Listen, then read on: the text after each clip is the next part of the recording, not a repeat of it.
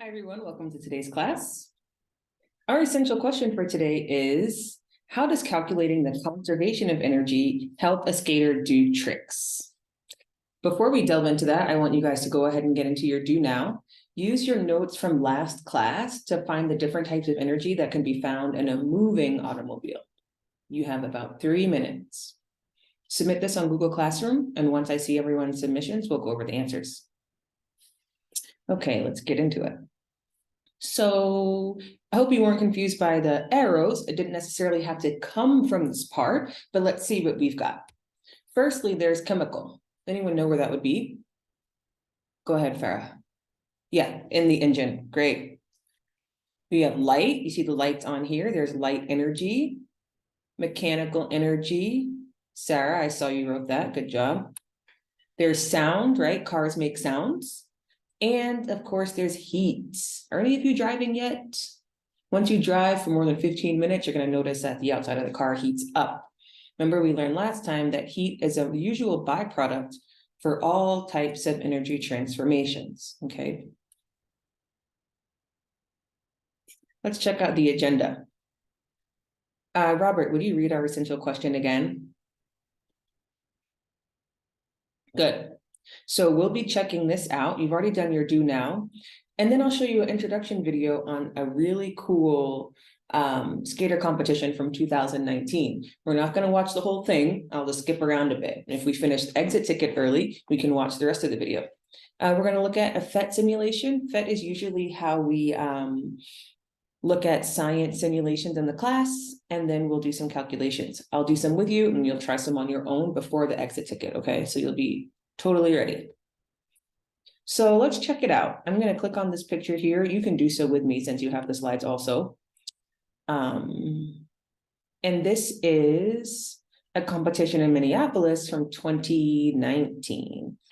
Take a look. Tell me what you think. I'm going to give you a backstage look at what it looks like dropping into this ramp. Feel free to peek over right there. Is your heart racing yet? I know mine is, and I know it's going to keep racing as Mickey Brusco is going to go for history with the first ever backside 1260. Hope he lands it here in the real cost skate big air. Take it away. What's the first thing you notice about this ramp? Welcome back to... Go ahead, Bianca. Yeah, it's very high or very tall. And there's a reason for that we'll look at mathematically afterwards. Okay, let's check out the first... last year's winner.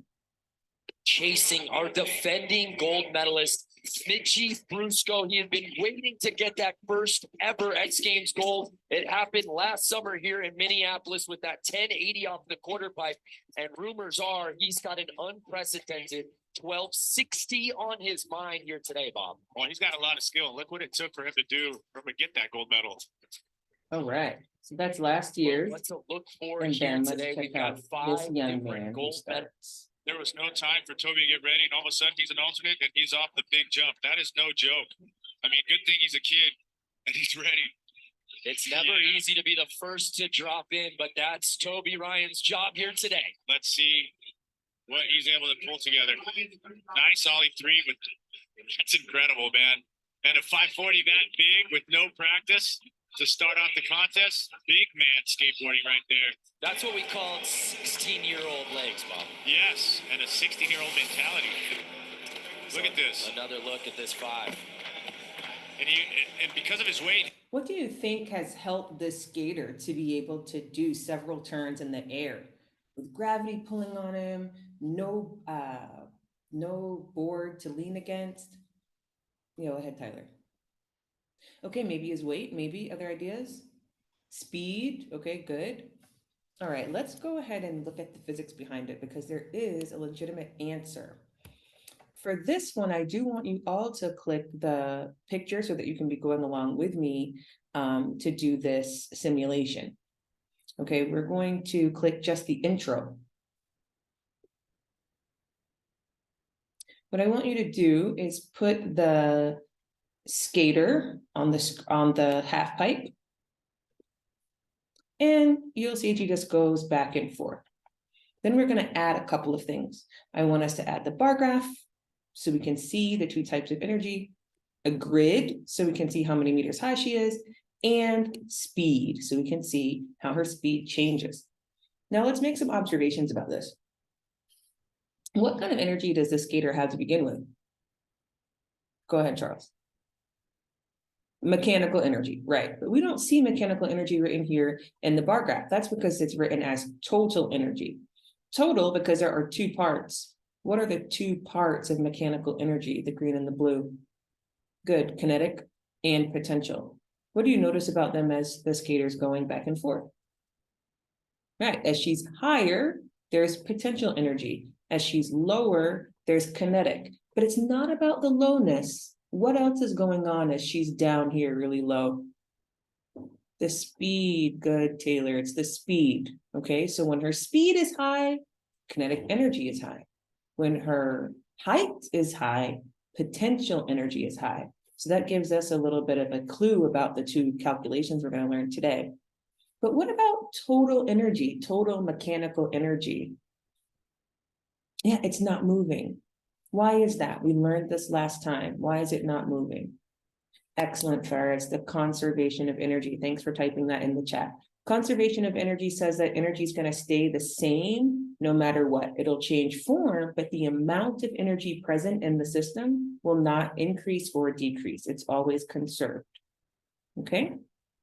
Now, this is not the type of ramp that we saw in our video. So let's change the ramp. I want everyone to click the second one here. This is more the ramp that we saw. I want you to put the skater at the top and notice what happens when we move her all the way up the ramp to 6 meters. We see a lot of potential energy and no kinetic energy till we let her go. Why? Why no kinetic energy yet at that point? Because her speed was 0 here. Okay, here her speed was 0. That's why she had no kinetic energy, but her height was 6 meters, so she had lots of potential energy. Notice all of her potential energy turns into kinetic energy, and it's the same amount as the total. We never gain or lose any energy, they just change forms. So let's head back to the slides, and we can kind of calculate how all of this goes. And really show us the importance of the amount of height a skater starts with to see how much kinetic energy he can have as he does his tricks, okay? All right, Tyler, would you read this for us? Thank you. So some of you can probably do this as mental math, right? You see the difference, you say, okay, this kinetic energy must be good, must be 700. We can see it also written as mathematical equation. Total energy is potential plus kinetic energy. So we simply do a reverse equation and we subtract both sides by 2,300 to get 700 KE. Again, most of you can probably do that in your head. I'll be more impressed if you can do the new equations in your head. For potential energy, if you haven't been given how much total is and how much kinetic is, you can find out another way.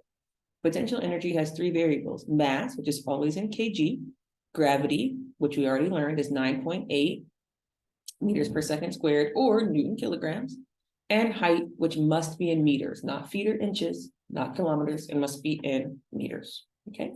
So let's take this information. Do we have enough information here to find potential energy? We do. So let's take this information and try to calculate. What's the first thing I need? I need the mass, I have it.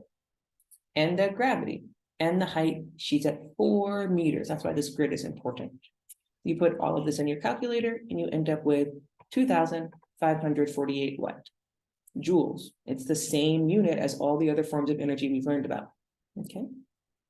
This is potential energy. Kinetic energy looks more complicated, but it's not. It has 2 variables. What 2 variables do we care about? Mass and velocity. Again, velocity has to be in meters per second, not kilometers per hour or miles per hour. That'll be meters per second for this equation to work. So we have 1/2 mass times velocity squared. So do we have enough information here to calculate kinetic energy? We do. Let's say this is 1/2 mv squared, 1/2 65, 6 squared, because her speed is 6. Now, order of operation says we must do the exponent first, right? Remember, please excuse my dear Aunt Sally, parentheses, then exponents. We must complete the exponent first, and then we can put the whole thing in our calculator. We end up with 1,170 joules. So just like our work and power equations, just like our force equations, we're simply taking our variables that we need and plugging them into the equation and using the right units. Okay, this is theoretical, but it's also very real. The people that we saw earlier in the video are doing this exact thing. They have some mass.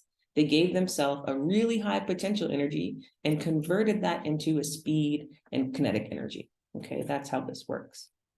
Can you try this one on your own? We have a smaller skater and a higher speed. See if you can get this one. I want you to find her PE and KE. Type it in the chat when you think you've got it. Okay, I'm seeing some right answers. One that needs to be reworked. Don't rush, take your time. Good. Did you see the mistake you made? Good. So everyone had 784 joules. That's perfect. Okay, and for the KE, make sure that you, again, do the exponents first. Okay, so again, for PE, we have our mass, we had our gravity, will always stay the same, and she was only 2 meters. The 2 came from reading this grid, 784 joules. The KE, we had the 2 things we needed, 40 kilograms and a speed of 7, ended with 980 joules. Okay. So this is how we find potential and kinetic energy. The more potential energy a skater has, the more it can transfer that into kinetic energy, which gives them the power to do these really cool tricks. All right, I want you guys to try the exit ticket. Submit it on Google Classroom so I can see who's done and check if you're right. If everyone's right, and we have a bit of time, I'll go back and play the rest of the video so we can see who won 2019's competition.